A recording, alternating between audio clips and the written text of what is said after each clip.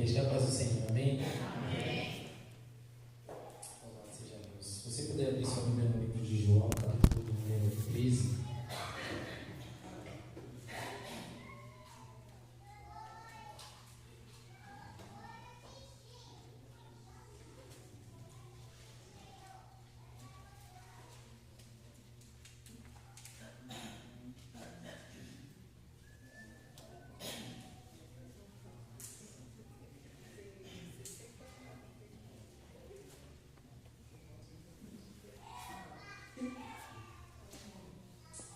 João capítulo de número 13, tá, irmãos?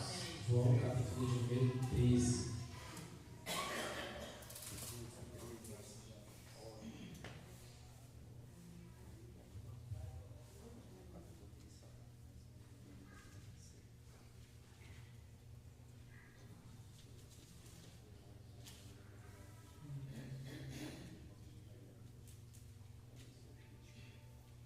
Verso de número 21 em diante, diz assim: Dita estas palavras, angustiou-se Jesus em espírito e afirmou: Em verdade, vos digo que um de vós há de me trair.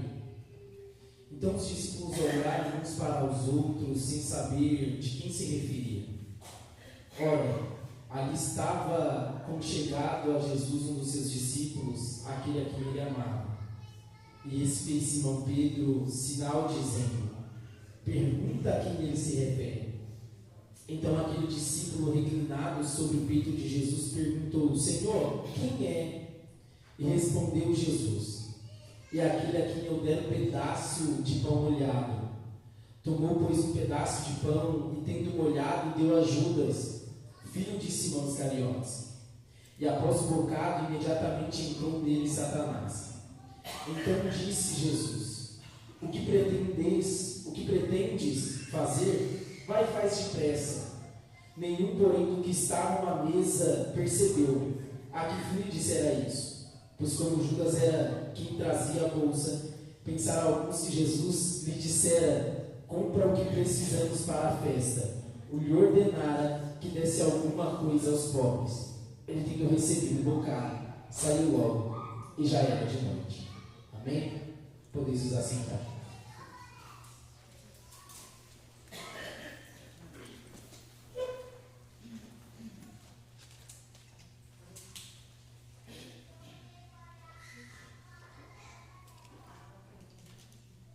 Interessante porque João capítulo de número 13, Mateus capítulo de número 26, Lucas capítulo de número 22, vai relatar todavia a última ceia de Cristo Jesus. Vai falar literalmente da última ceia de Cristo. Visto que Cristo na ceia é a primeira vez que a Bíblia vai dizer no ministério de Jesus. Jesus vai ministrar a ceia para os seus discípulos. Aqui dentro do texto que nós lemos, João capítulo de número 13, é o terceiro ano que Jesus está ministrando o seu ministério. Já está próximo dos 3 anos e meio. Jesus está perto de morrer. E a Bíblia vai dizer assim, que Jesus ele vai ministrar a ceia. Só que antes de ele ministrar a ceia, a Bíblia vai dizer assim que alguma coisa vai anteceder isso. Ele vai chamar os seus discípulos, vai pegar uma bacia, uma toalha, vai colocar água na bacia, e conforme ele vai deitando a água sobre a bacia, ele vai chamando os seus discípulos e vai lavando os vossos pés. Pedro então vai perguntar para ele: Senhor, por que é que o Senhor tem que lavar o meu pé? Pedro é o primeiro a olhar para ele e vai dizer: Senhor, eu não quero que o Senhor lave os meus pés. Então o Senhor vai olhar para Pedro e vai dizer: Pedro, se eu não lavar os seus pés, certamente você não tem parte comigo. Pedro então vai olhar para ele e vai dizer: Senhor, então não lava só os meus pés, lava minha mão, lava minha cabeça, lava todo o meu corpo, porque a vontade minha é literalmente ter parte com o Senhor. Jesus aqui vai me ensinar uma grande verdade dentro da Bíblia, e é uma grande verdade para a gente. Qual é? É que Jesus vai nos ensinar um dos maiores princípios da Bíblia e da vida cristã, que significa humildade. Jesus pegando a bacia, colocando água, lavando os pés dos discípulos. Jesus estava nos ensinando um princípio de humildade. Por quê? Porque depois disso, Jesus vai perguntar aos seus discípulos: quem serve ou aquele que todavia é servido? Os discípulos olhando para ele vão dizer: Senhor, certamente o maior é aquele que é servido. E o Senhor então vai olhar para eles e vai dizer: não, Pedro, porque certamente o maior no reino de Deus, todavia, é aquele que se consiste em um menor. Jesus vai ensinar o princípio de humildade aqui para a gente. Por quê? Porque a humildade totalmente vai nos ensinar que alguém que vive como se não fosse. Todavia, Jesus sabia, mas aqui eles estavam nos ensinando que ainda que ele sabia, ele vivia como se não soubesse. Que se ele sabia, ele vivia como se não soubesse. Jesus vivia como alguém que poderia, mas todavia vivia como se não pudesse. Eu ensino o princípio de humildade aqui para Cristo é totalmente isso. É viver como se a gente, por muitas das vezes, não fosse. Ele vai nos ensinar esse princípio de humildade. Ele vai nos ensinar esse princípio de humildade. É o quê? É fazer alguma coisa como se eu não fosse. Eu sei, mas não como se não soubesse. Eu tenho, mas não como se não tivesse. É isso que ele está nos ensinando. Ele vai lavar os pés dos discípulos, ele vai lavar as mãos, ele vai lavar o corpo dos discípulos. E de repente, depois que ele faz isso, ele vai para a mesa. Ele diz que ele volta para a mesa. Isso é interessante de se pensar. Por quê, Fernando? Porque primeiro ele está lavando os pés. Primeiro ele está lavando o corpo. Primeiro ele está lavando o ser dos discípulos. E depois de sentar na mesa, Jesus vai fazer algo que não era de costume deles fazerem.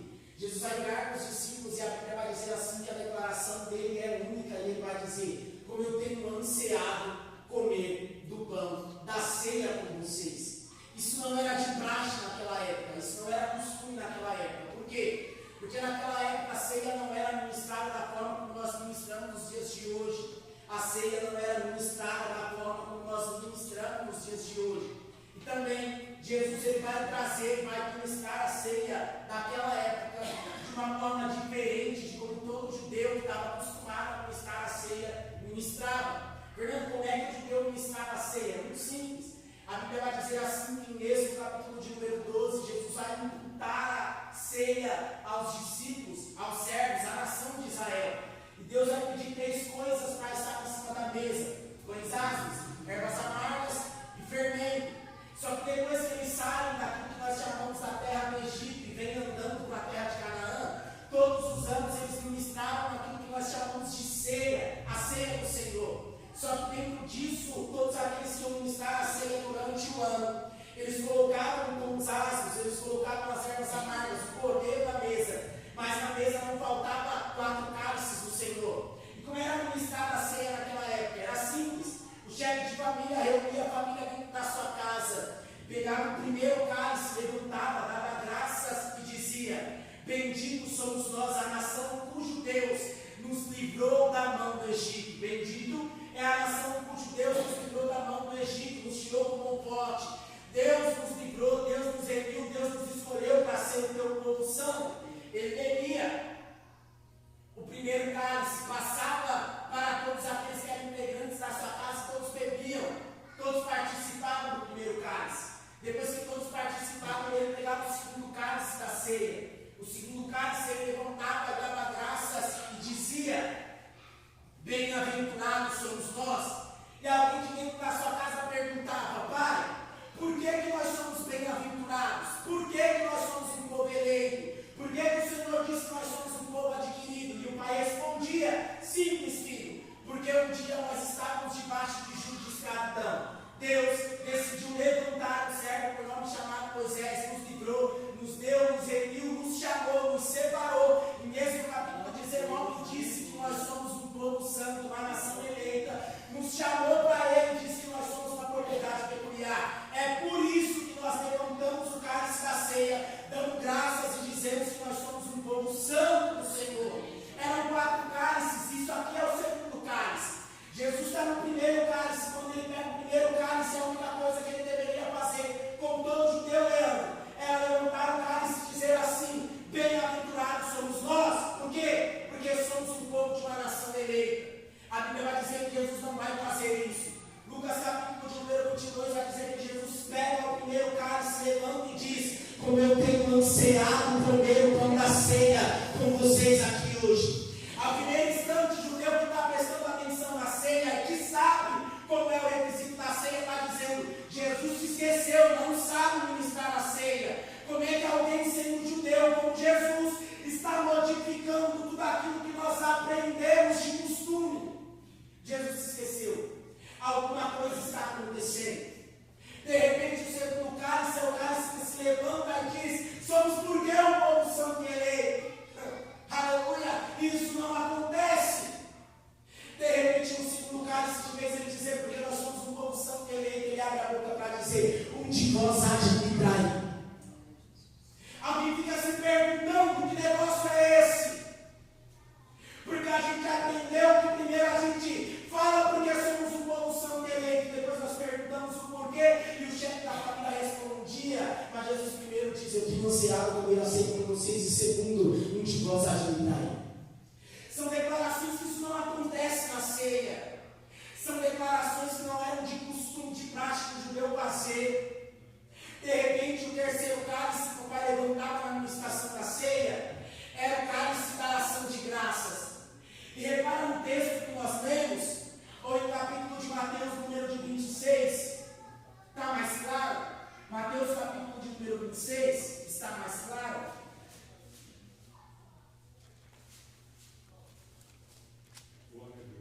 Olha só Mateus, capítulo de número 26. Versículo de número 26 em diante.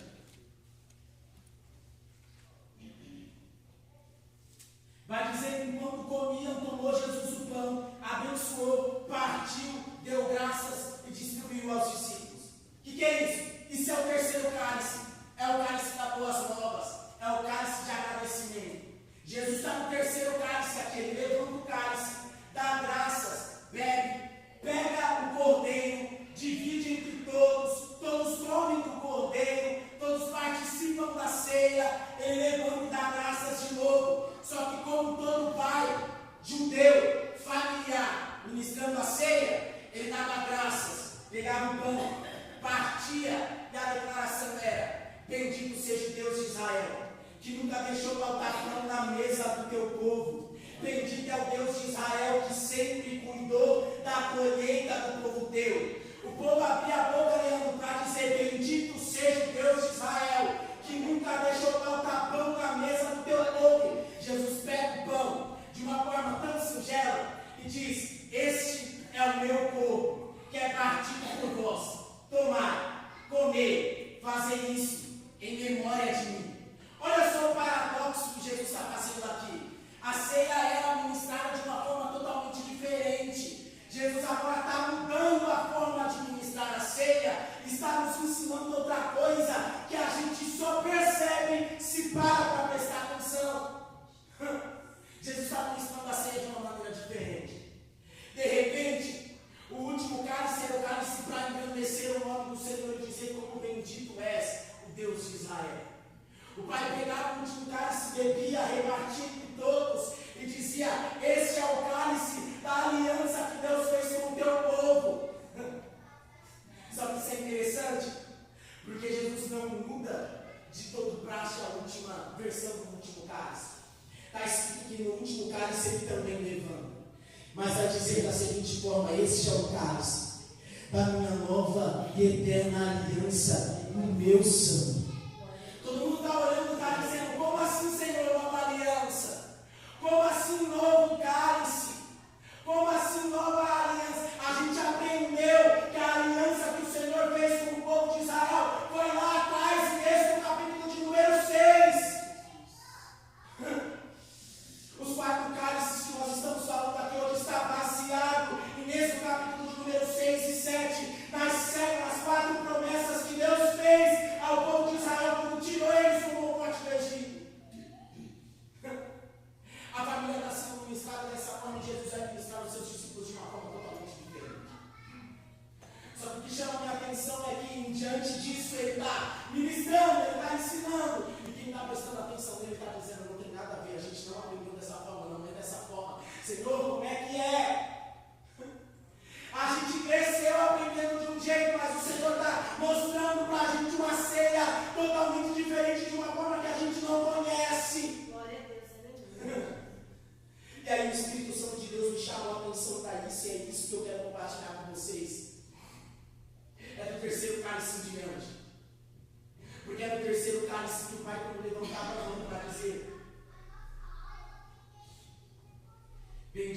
Deus de Israel que não deixa faltar pão na mesa do teu servo. Jesus vai pegar o pão, aleluia, vai partir o pão. E vai dizer: este é o meu corpo que é partido por vós. Fazer isso todas as vezes em memória de mim. Jesus vai olhar e vai dizer: este é o meu corpo. Jesus está fazendo uma alusão totalmente diferente daquilo que eles entendiam. Isso chamou a minha atenção porque, Fernando, primeiro, porque Jesus vai fazer, aleluia, um paralelo sobre o pão e sobre ele. Ele vai dizer: este aqui é o meu corpo. Só que a pergunta que não quer calar é: o que é isso? Corpo humano, corpo físico. Jesus vai levantar o pão e vai dizer: este é o meu corpo. Vai partir o pão e vai dizer: este é o meu corpo que é partido por vós. Quem está olhando para o pão, está olhando para Jesus e não entende o que ele está falando. Ao primeiro princípio não dá para entender o que Jesus está querendo ensinar, o que Jesus está querendo dizer. Jesus está dizendo: esse é o meu corpo que é partido por vós. Tomar e comer. Glória a Deus. Quem está olhando, aleluia, para o pão, não está entendendo ao primeiro instante, mas deixa eu esclarecer algo. Deixa eu te perguntar uma coisa: o que é isso na minha mão? Pode responder. O que é isso na minha mão? Papel. Se eu amasso, continua sendo o quê? Papel. A pergunta que não quer calar é: papel, tudo bem? Mas de repente eu rasgo o papel. O que é aqui? Nesse rasgo. O que é isso aqui? Responde para mim. Eu rasguei. O que é isso aqui? É papel. Ele não muda. E diferentemente se ele está rasgado ou não, se ele está amassado ou não, a substância dele não muda, é papel. O que Jesus estava querendo dizer quando ele corta o pão, ele vai mostrar o pão pelo lado de fora, pelo lado de dentro. Ele vai dizer: este é o meu corpo que é partido por vós. A pergunta é: o pão pelo lado de fora é igual ao pão que é pelo lado de dentro? A resposta é que sim, porque o pão pelo lado de fora é a mesma substância pelo lado de dentro. Oh, glória! Jesus está levantando o pão dele e está dizendo: este é o meu pão, o meu corpo que é partido por vós. Tomar e comer e fazer isso todas as vezes em memória de mim. O que ele estava querendo dizer? Ele estava querendo dizer literalmente que ele é o mesmo pelo lado de fora, mas continua sendo o mesmo pelo lado de dentro. Por que isso? Porque ele começou em Lucas capítulo de número 13, lavando os pés dos discípulos. E quando ele lava os pés dos discípulos, ele diz para Pedro: Pedro, se eu não lavar o teu pé, você não tem parte comigo. E outras palavras, o que ele estava querendo fazer com os discípulos é: eu quero transformar você não só pelo lado de fora, porque eu não tenho só a capacidade de te lavar por fora. Eu quero que você seja o mesmo também pelo lado de dentro. Jesus estava ensinando em Lucas 13 os maiores princípios da palavra, para depois sentar na mesa com os discípulos e ensinar que ele é o pão. E o pão, que é vivo e que desceu do céu, é o mesmo pelo lado de dentro, mas continua sendo o mesmo pelo lado de fora. Fernando, me explico de forma muito simples. 1 João capítulo de número 4 vai dizer que Deus, ele é amor. Pelo lado de dentro, mas todavia quando alguém traz uma prostituta em Lucas capítulo de número 8, em Mateus capítulo de número 8, para ele, vai dizer: ela foi pegada em ato de adultério, Senhor. A lei de Moisés vai dizer que nós precisamos apedrejar ela. O que nós fazemos? A Bíblia vai dizer assim que ele é amor pelo lado de dentro, mas também pelo lado de fora. Vai olhar para ela, não vai julgar ela e vai dizer: aquele que nunca pegou, que atire a primeira.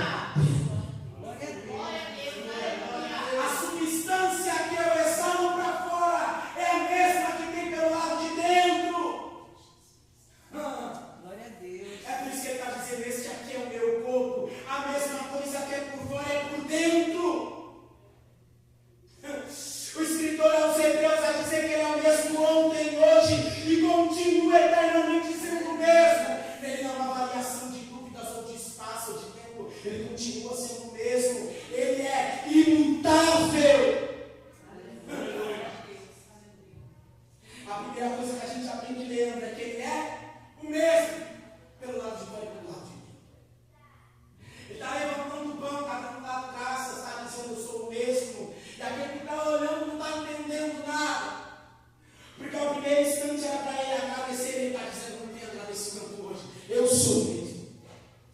Ele estava trazendo um estado de consciência daquele que estava ao lado dele.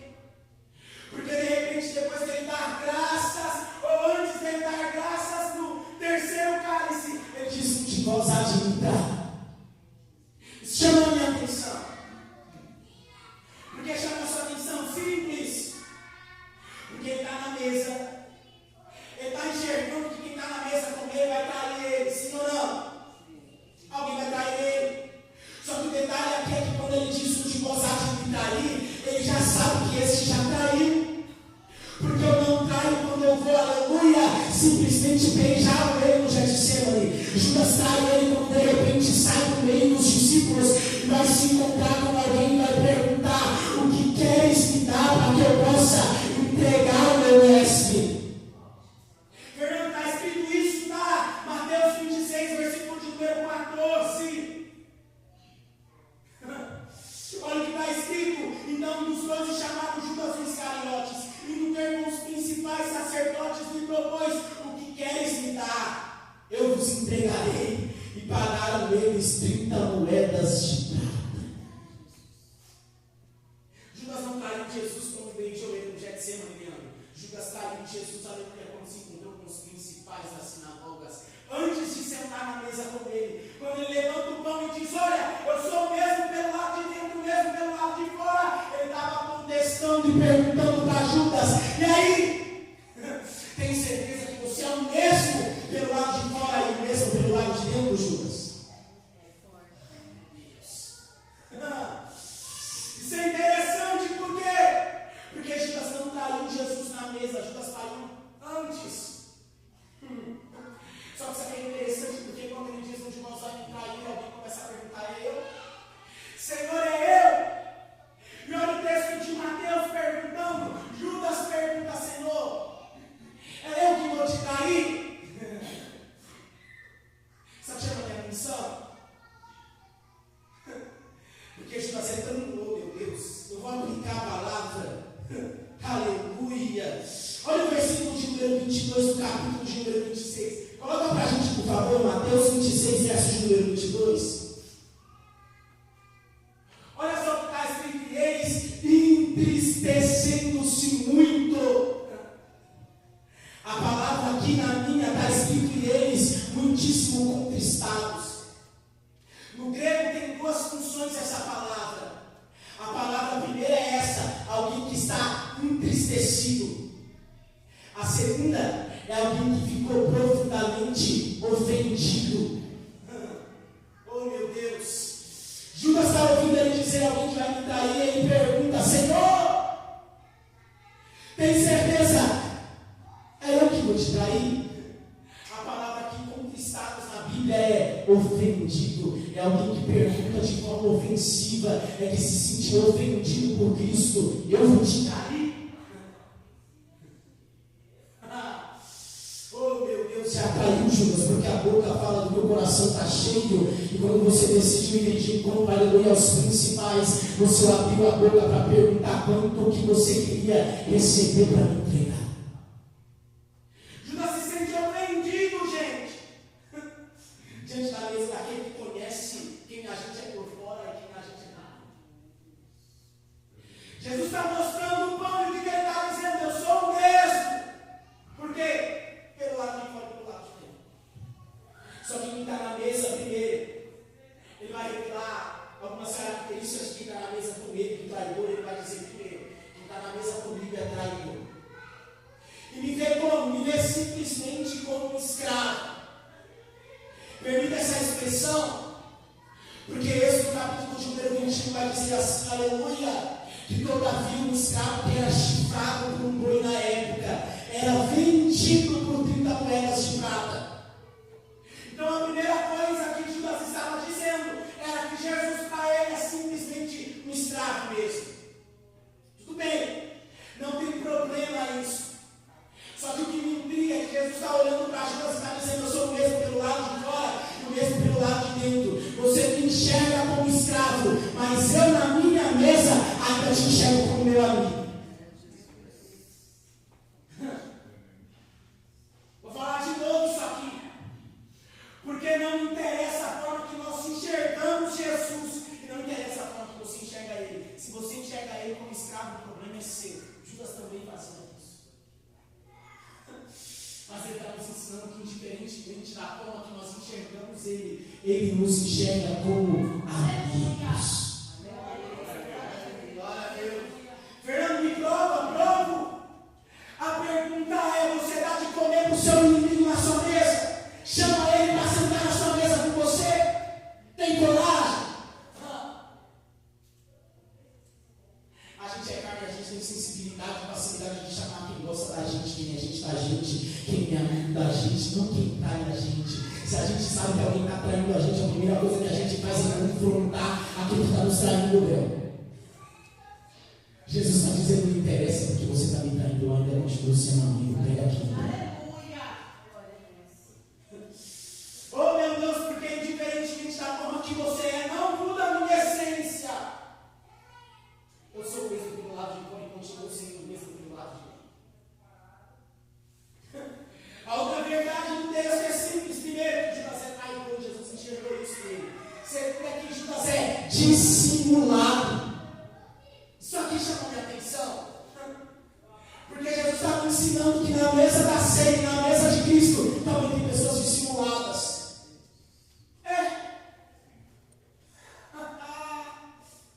Oh meu Deus.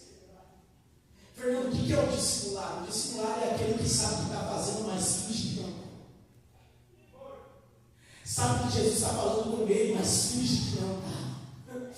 Oh meu Deus, sabe que Jesus tem uma palavra para ele, mas ele finge que não é. Ainda diz: olha, essa palavra é para fulano que não veio, essa palavra é para ciclano que não está aqui. Ele é dissimulado demais. É Jesus ensinando que na mesa ele conhece a gente pelo lado de dentro, e não tem como a gente se esconder de quem ele é. Ele está enxergando as características de Judas, traidor, dissimulado.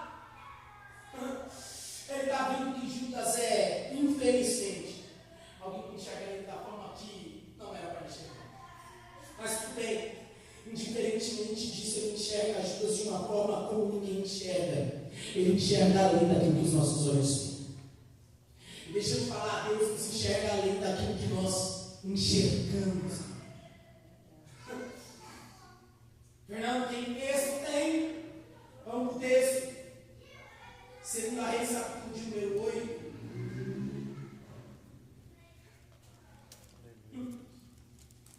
Não ia pregar hoje não, tá, gente? Mas louvado seja Deus por isso.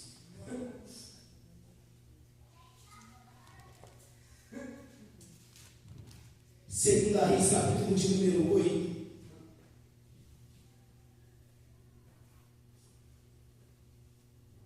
Olha o versículo de número 9. Foi pois Azael encontrar-se com ele, levando consigo um presente, a saber 40 camelos carregados de tudo que era bom de Damasco. Chegou, apresentou-se diante dele e disse: teu filho Ben-Hadad, rei da Síria, me enviou a perguntar se eu sararei desta doença. Eliseu lhe respondeu: vai, diga, certamente sararás, porque o Senhor me mostrou que ele morrerá. Como assim? Certamente sararás. Porém o Senhor me mostrou que ele morrerá. Olhou Eliseu para Azael, tanto lhe fitou os olhos, ficou embaraçado e chorou o homem de Deus. Então disse Azael: por que chora, meu senhor? E ele respondeu: porque eu sei o mal que has de fazer aos filhos de Israel. Deitará fogo nas suas fortalezas, mastarás as espadas dos jovens, esmagará os pequeninos e rasgará o ventre das mulheres grávidas.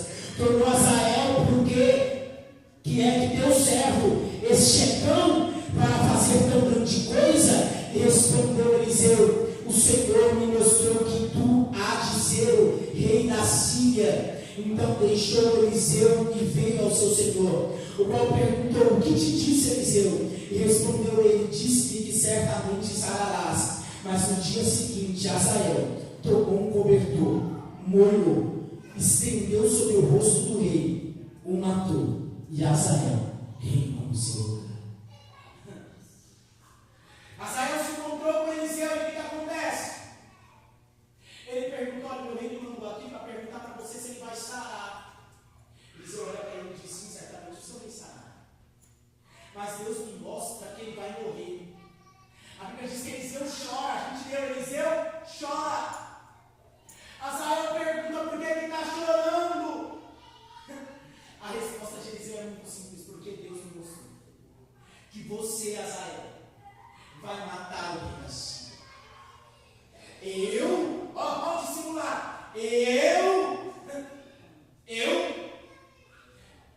passo de um cão.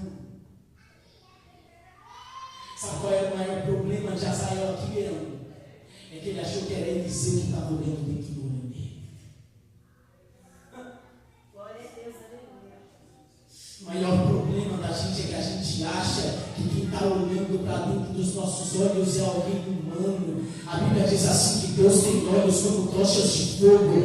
Ah, meu Deus, amada, a tua palavra é apta para discernir os pensamentos, aleluia, e as intenções do coração. Jesus está na mesa. Está levantando o pão, está dando graça, está partindo, está dizendo: esse é o meu corpo. Está mostrando que é o mesmo pelo lado de dentro, pelo lado de fora. Está dizendo: eu te conheço muito mais do que você se conhece. Quem está com ele ali fica se perguntando: Senhor, quem vai ser, quem é, quem vai ser, quem é. Que negócio é esse? Nós temos que ele vai olhar e vai dizer: João, pergunta para ele quem é. João está deitado no peito de Jesus e pergunta: mestre, quem é que vai te trair? O Senhor diz: aquele a quem eu der um bocado de pão molhado. O escritor, Mateus mesmo, vai dizer aquele que colocará a mão no prato com Cristo. Fernando, por que essa diferença simples? É a forma mútua de alguém enxergar de uma maneira diferente aquilo que Cristo disse. A verdade É que diante de tudo isso, o traidor foi revelado.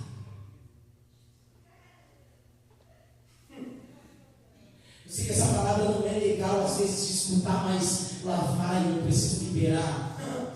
Oh meu Deus, Deus conhece a gente, sabe quando a gente está fazendo certo ou errado, gente.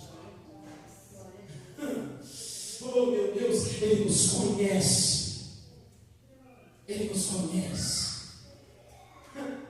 Só que é interessante, porque o primeiro princípio ele fez o quê? Lavou os pés, lavou a mão. Ele lavou externamente. Quem está enxergando de forma carnal está dizendo: só lavou minha mão, só lavou meu pé. Quem consegue enxergar de forma espiritual entende que ele está, oh meu Deus, verdadeiramente, quando fala de mãos limpas, está falando de integridade limpa, está falando de caráter limpo. Isaías disse que o povo, aleluia, que levanta a mão para orar ao Senhor é um povo que ora sem culpa.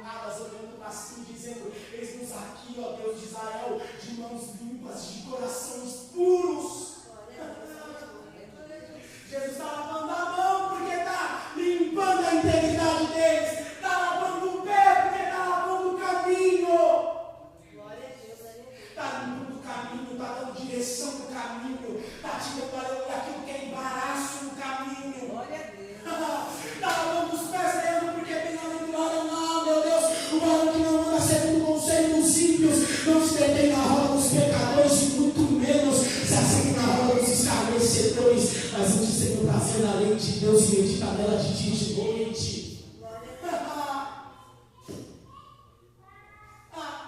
É isso que ele está fazendo em Lucas 13, antes de ministrar a ceia. Ele diz: esse aqui é o meu pão, eu sou mesmo. Depois que ele revela o traidor e todo mundo está percebendo, a Bíblia diz que ele se levanta por uma coisa. Ele se levanta da mesa e a vontade dele é ir para onde? Para o Getsemane orar. Só que antes dele ir para o Getsemane orar, ele vai olhar para os discípulos e vai dizer assim: olha, oh meu Deus, ele vai dizer assim, versículo de número 31, no capítulo 26 de Mateus: então disse Jesus essa noite, todos vós se escandalizareis comigo, porque está escrito: ferirei o pastor e as ovelhas do rebanho ficarão dispersas. Ele vai ministrar a ceia, vai declarar o traidor, e depois vai gritar para todo mundo: sabe vocês aí, não vai gritar aí, mas todo mundo que está comigo na mesa vai se escandalizar comigo.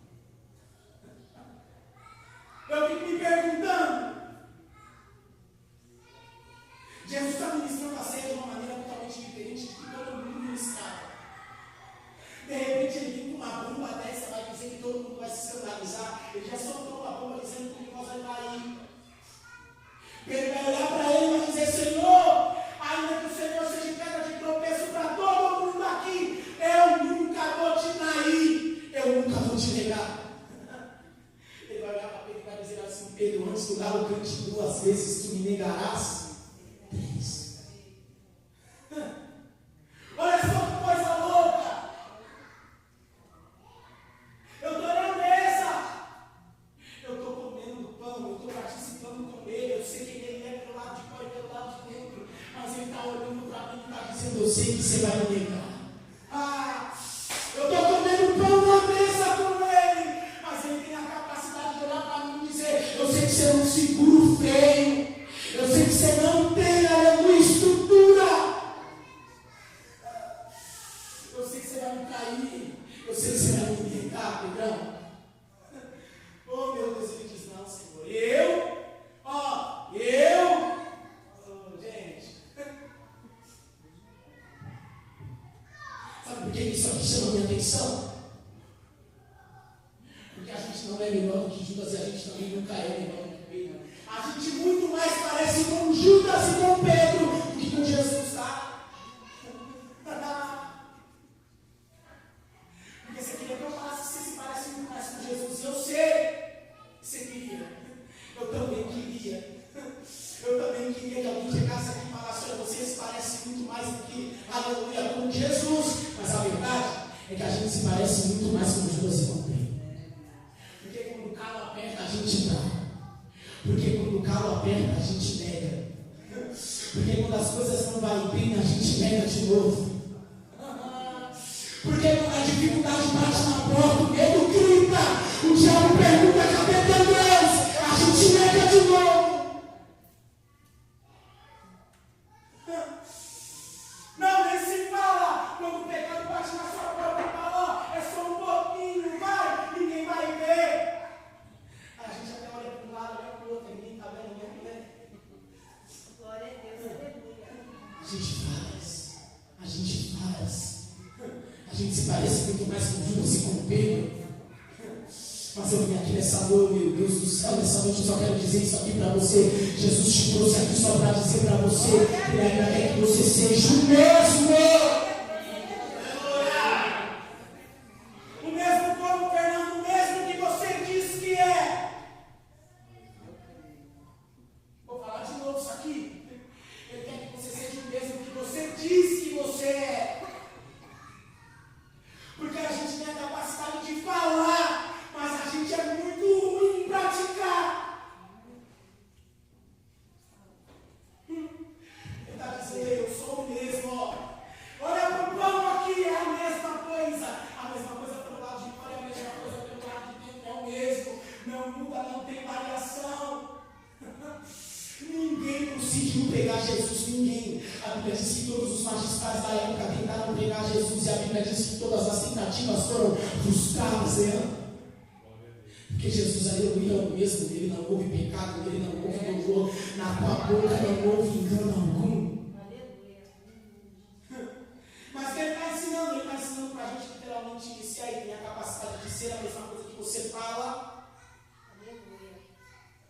Por quê, Fernando? Porque a Bíblia diz que é melhor não prometer, e é melhor não botar do que botar e não cumprir.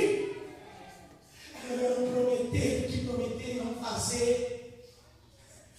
Mas sabe o que acontece? A gente chega aqui, olha para ele e diz, Senhor, sabe o que é? Eu te prometo ser fiel até o fim, oh meu Deus. Eu te prometo que eu não vou mais errar desse jeito. Eu te prometo que eu não vou mais vacilar desse jeito. Eu te prometo que eu vou continuar sendo firme, Senhor. Mas a primeira, oh meu Deus, oportunidade que o pecado está batendo na nossa porta, a gente tem a capacidade de se inclinar de novo para Ele. E a gente se esquece que a gente disse para Ele que a gente não ia fazer mais. Ele está dizendo, eu estou te perguntando, e aí, dá para ser o mesmo? Um dia, oh meu Deus, Deus olhou para Josué e disse, Josué, traz todo o povo, reúne ele, faz uma pergunta para o povo. Qual é Deus? Pergunta se eles querem verdadeiramente serem o meu povo. Josué reuniu o povo. E a pergunta foi, olha, deixa eu te falar. Deus sempre tem chamado a nossa atenção para deixar os dois existentes de lado. Mas sabe o que acontece? A gente tem trago eles até hoje. Mas eu tenho uma sentença, eu vou dizer, porque eu e minha casa decidimos servir ao Senhor. E você, o que você quer?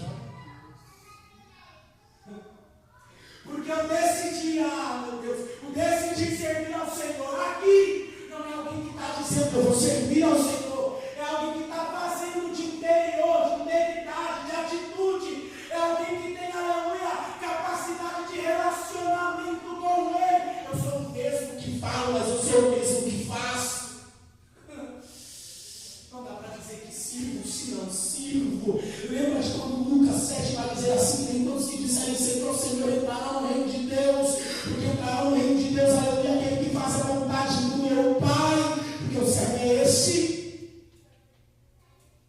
Ele não está falando daquele que fala na boca para fora, ele está dizendo que o servo é aquele que faz, é aquele que tem, aleluia, a integridade de ser. O que é isso? Repara comigo no texto. Repara comigo. Mateus capítulo de número 26. Oh, meu Deus.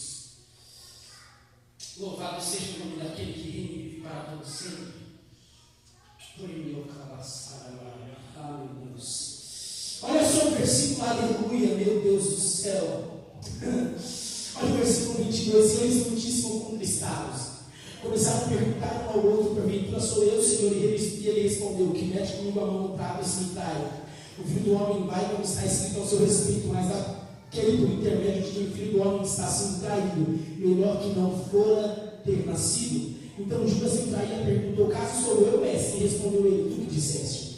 Então, enquanto comiam, tomou Jesus o pão, abençoou, partiu, deu graças e disse: tomai e comei, este é o meu corpo. Segue. Levantou o cálice, deu graças, entregou aos seus discípulos e bebeu todos. Portanto, este é o meu sangue, o sangue da nova e eterna aliança. E vos digo que desta hora em diante não beberei deste fruto da videira, até que daquele dia em diante de beber de novo convosco no reino de meu Pai. Olha só o que ele está dizendo.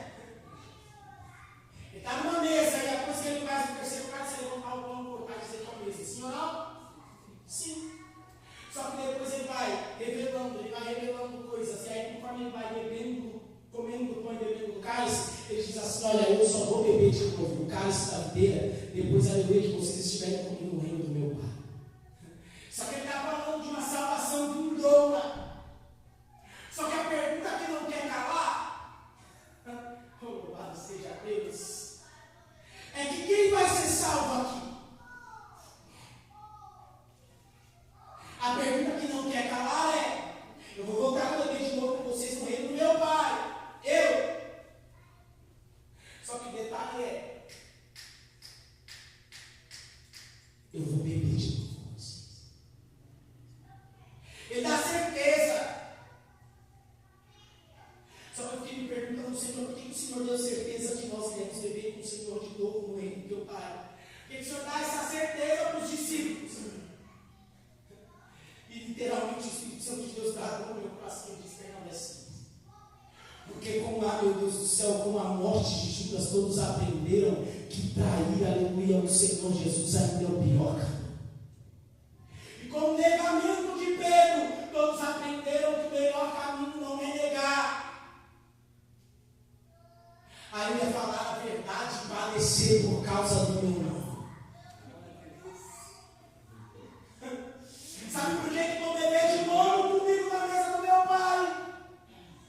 Porque vamos aprender a ser o mesmo que fala pelo lado de Deus. Vamos aprender a ser o mesmo.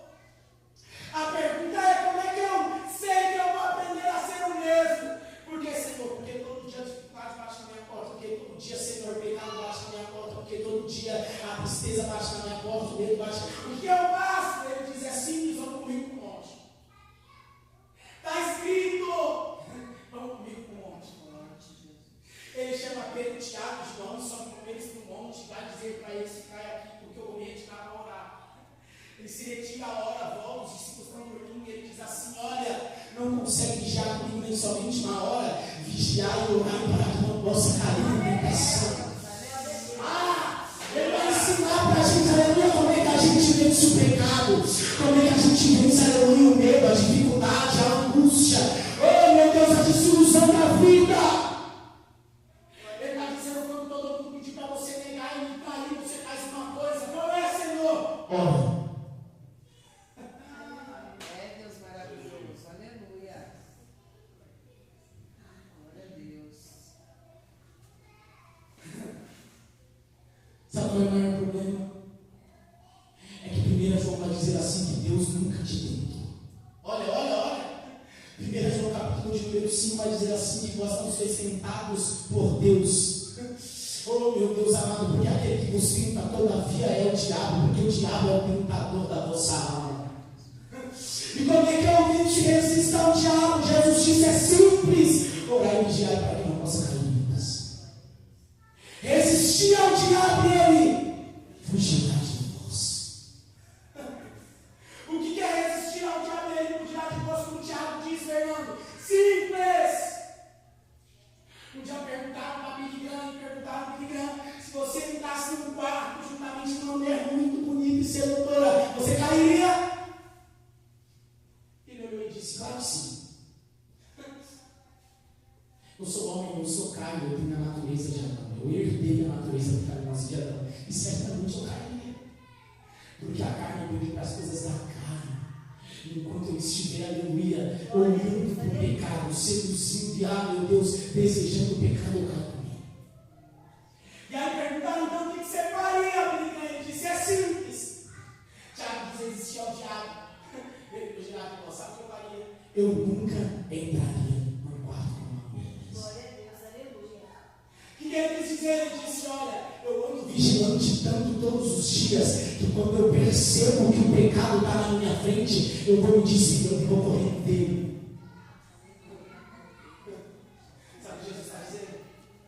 Que no dia que a angústia, no dia que o pecado vier, no dia que a tentação bater na tua porta, só foge dela. Você já sabe que se você for pelo caminho da direita, você vai se encontrar com quem não deve. Então vai pelo caminho da esquerda.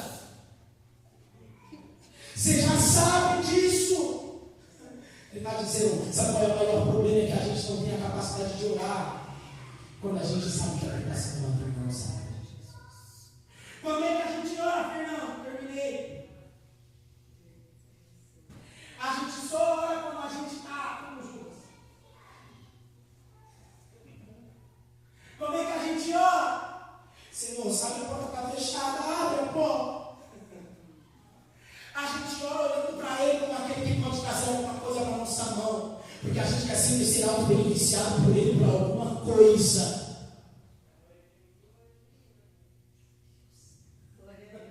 Sabe quando a gente ora, quando a gente está padecendo de alguma coisa, precisando dela, a gente grita, a gente esperneia, a gente chora, a gente tenta comover Ele, a gente faz campanha. Por quê? Porque a gente quer que o céu se abra, que a bênção chega, a gente quer ser abençoado por Ele através de alguma coisa. E a gente acredita que é dessa forma que a gente consegue alguma coisa. A gente ora. Fernando, está errado pedir para Ele fazer alguma coisa? Não! Não está errado. Ele diz, buscar primeiro o reino de Deus e a sua justiça, e todas estas coisas serão acrescentadas. Você tem que orar mesmo. Você está precisando da porta, você está precisando da cura, você está precisando de um lugar. Você tem que orar mesmo. Só que o problema é a motivação com que você ora só. Se você ora só querendo o resultado, a vitória, e depois você abre mão dele, a sua motivação nunca foi a certa. Aleluia. Glória a Deus.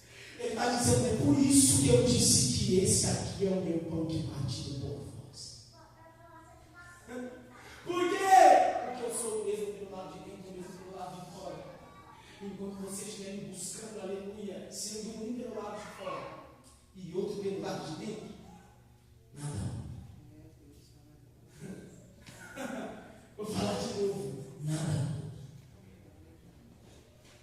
Mas se o teu coração, oh meu Deus, se conectar com a tua boca, se conectar com a tua mente, e a sua mente falar a mesma coisa que está no coração, e de repente você conseguir, aleluia, ser o que fala. Isaías 29, versículo de número 11. Esses meus pensamentos, todavia, ao vosso respeito, são pensamentos de paz e não de maus, mas todavia aquele que me busca de todo o vosso coração me. então se a tua boca se conecta com o teu coração, e você é o mesmo com aquilo que fala, você está me buscando de todo o vosso coração. E sabe o que é interessante? É que ele tem um raio-x para determinar e saber quem a gente é. Sabe o que é engraçado? É que não é eu que digo quem o Leandro é.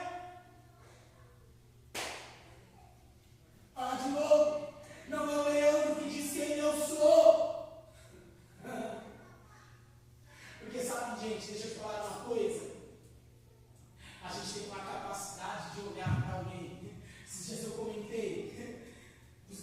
isso é interessante. A gente tem a capacidade de olhar para alguém e ver porque ele ministra, porque ele prega, porque ele louva, porque ele adora, porque ele faz alguma coisa no reino de Deus que ele não peca. E deixa eu te falar, ele é pecador como eu e você, a gente é pecador, a gente é. Todo mundo aqui peca, ninguém é santo. A gente está no ato de regeneração, sendo mudado no nosso caráter através da presença do Espírito Santo, que nos chama à santificação. É Paulo que diz, aleluia, em Romanos capítulo de número 7, capítulo de número 7 e 8, que a carne pedindo das coisas da carne, o Espírito pedindo das coisas do Espírito. Nós, como carne, como seres caídos, a gente nunca vai desejar mais a santificação do que o pecado, se o Espírito Santo de Deus se habita em nós, não clamar em nós. Mas sabe o que a religiosidade pintou? Ela pintou um quadro dizendo que é aquele que prega, que é aquele que se entrega, que é aquele que louva, que é aquele que faz alguma coisa, este não tem pecado. Sabe o que Jesus ensinou para mim e para você? Que aqueles que estavam do lado. Ouvindo a palavra dele, andando debaixo do direcionamento, fazendo milagre como ele fez. Oh meu Deus, multiplicando o pão, aleluia, expulsando o demônio no meio do caminho, fazendo milagre, levantando o coxo, levantando, aleluia, o paralítico. Esse também peca. Por que, Fernando? Porque quem somos nós se a presença dele não morar na gente? Somos nós.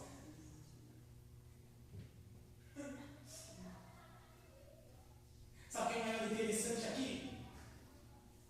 É que ele vai orar e vai dizer: Pai, se possível, passe de mim este cálice, mas todavia não faça conforme a minha vontade, mas faça conforme a sua. Oh, meu Deus. Leandro, ele está gemendo aqui, ele está angustiado aqui. E como filho de Deus, ele poderia olhar e dizer: Senhor, eu não estou aguentando o fardo, está pesado, dá para a gente deixar um pouco mais tarde? E a pergunta é: se ele pedisse isso ao pai, o pai faria ou não? Vou perguntar de novo. Se ele chegasse no Getsemane e orar ao Senhor e falasse: Pai, o pai está difícil, tem como a gente jogar para mês que vem? O pai faria ou não? O pai faria ou não? Responde, gente. Eu vou te responder: o pai faria. Oh, meu Deus! Fernando, por que o pai faria? Louvado seja o nome do Senhor. Simples. Primeiro, porque Jesus é 100% Deus e Jesus era 100% carne. A vontade de uma Trindade é a vontade dos outros dois. A Trindade, aleluia, é uma vontade plena. Não tem como Jesus desejar uma coisa, o Espírito Santo outra, o Pai outra. Se ele clamasse e pedisse: Pai, dá, o Pai ia dizer: tá. Vai fazer o quê? Vai morrer de qualquer jeito mesmo? Mas Jesus tem a capacidade de olhar e dizer como homem: Pai, se possível, faça de mim esse cálice. Ele está dizendo: olha, está difícil, está angustiado, está difícil. Oh, meu Deus, mas a única coisa que eu te peço é, meu Pai, se possível, não faça a minha vontade, mas a sua. Jesus está dizendo: não me tira do propósito que o Senhor me mandou. Não me tira do propósito que o Senhor me trouxe para cumprir. Oh, meu Deus, eu sei que eu consegui até hoje, vou continuar vencendo, mas não me tira do propósito que o Senhor me trouxe para cumprir.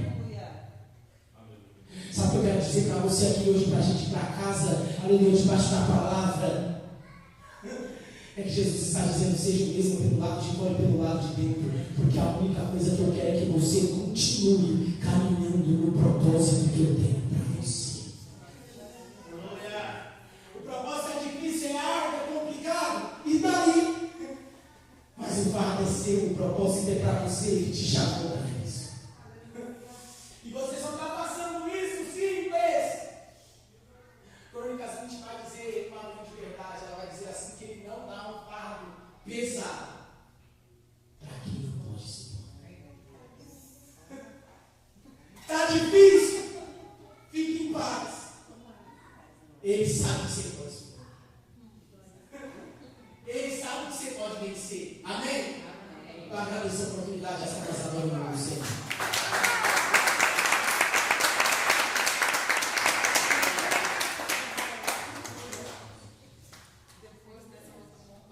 Edificados pela palavra.